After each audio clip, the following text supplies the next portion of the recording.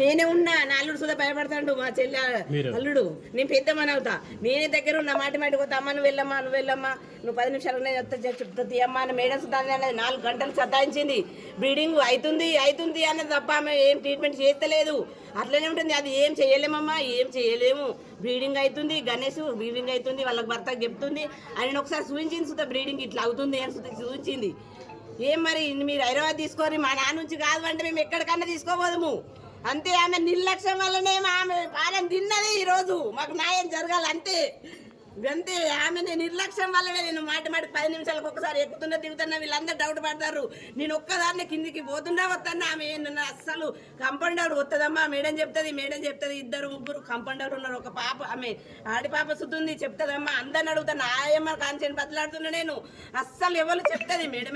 మేడమే చెప్తుంది అల్ల సుద్దా 4 సార్లు వచ్చిర్రు ఎవరు చూసినా వస్తుంది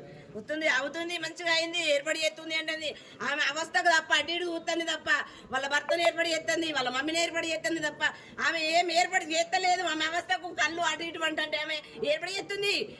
చేస్తుందని అన్ని దొంగ మాటలు మాట్లాడుతుంది మేడము సార్లు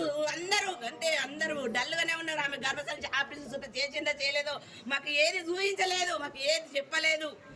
ఇదే ఇక వాళ్ళందరూ ఇక డౌట్లోనే ఉన్నారు వాళ్ళ టెన్షన్లోనే ఉన్నారు.